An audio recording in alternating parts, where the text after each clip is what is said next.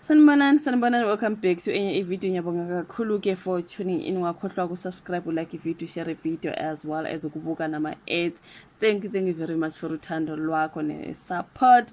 Nangizokhuluma ngale team kaMama Mkhize engibona ke lana enkundleni zokuxhumana khulunywa ngokuthi ngathi izodayiswa ukuze phela uSARS athole imali yakhe from Mama Mkhize. Khumbula you guys wenzile ama videos khuluma ngokuthi uMama Mkhize who is the businesswoman something like that, but she's a celebrity, she's well known, you know, ukolota uSARS imali yentela and ngathi imali yakho beyiloku iphayila unyaka nonyaka uMama Mkhize engakhokhi intela or SARS waphakamela phezulu wayohlasela uMama Mkhize ngesikoloto sakhe. So ke manje sibonile ke you guys kuthiwa kucela amaphoyisa lapha emzini kaMama Mkhize, yonke imizi ayonayo ose KZN olapha eJoburg eSandton kuphi kwathiwa ukuye kwatheleka uSARS engadlali ezofuna ke okungokwakhe, bathola ukuthi uMama Mkhize mhlawumbe imali ayikho. Nkosami sabona amanye ama video kuthiwa bathethe imoto nani yazi uSARS momkolto esezokuhlasela ukuthi uthatha kwasani eyodayisa so that they settle that bill. Okay, so now angazi kwakhulunywe ngeimoto ezadayiswa bafowethu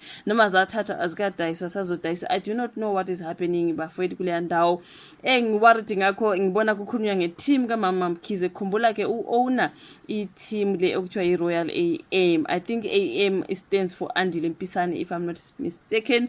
Khumbula unendodana yakhe eyodwa vo uAndile Mpisane ba owner bonke leya team iRoyal AM bafowethu. So na kuthiwa ungathi ke izodayiswa leya team ukuze ke uMama Mkhize aseklishe isikoloto sakhe noSARS, which is so sad bafowethu, hayi khona. So ngiyamzwela uMama Mkhize bafowethu njengoba ke behlala edumile ukuthi uMama Mkhize umuntu onemali, wayeshade nobaba uSibu Mpisane, they separated, banengane yodwa uAndile, they are so rich like stinking rich. Simbona nje enkundleni zokuxhumana uMama Mkhize, nkosi yami nje ubona ukuthi hey umama orich lo wasemzansi umama manje rich. So ngiyazibuza ukuthi ukungakhokheli kwakhe uSARS was it because imali ayikho, mhlambe waye ignorant nje engakhokhi, mhlambe kunezinye izathu yini nkosi yami, I do not know. Ngoba angazi ukuthi siphayela kanjani isikoloto sika SARS size singene lapha ku million, sithi 2 million, sithi 3 million, size singene ko 20 million 30. Hayi bafowethu, no, that is just a lot. So ke imali uMama Mkhize ayikolota uSARS ngathi iningi ngama million okhulunywa ngawo. Manje uyahluleka mhlawumbe uMama Mkhize ukuthi ayikhokhele leyo mali because now she's gonna lose a lot. Kuthiwa ke i-team ngathi iyahamba ke makunje.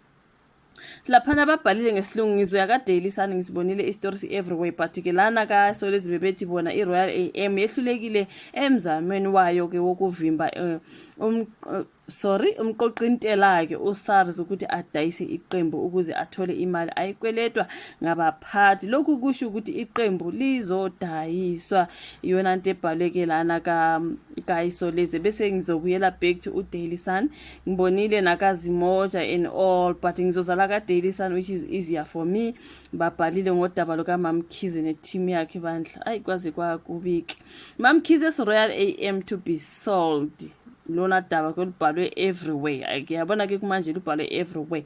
So sizolucupha thina kaDaily Sun, but Sean Mama Mkhize is set to lose her team. Sean Mama Mkhize Soccer Club iRoyal AM is set to be sold to settle its debt with the taxman.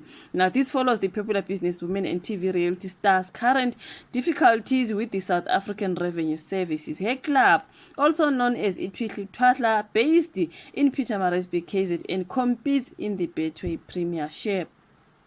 It was one of the assets attached by SARS to recover the 40 million rand debt. So ukolota ke of 40 million rand uMama Mkhize ku SARS. Mama Mkhize's problem started in 2024 after the KZN local division of the High Court granted a preservation order and a search and seizure warrant in the case involving the commissioner and SARS versus Mama Mkhize and others. After issues began, her club was placed under curatorship.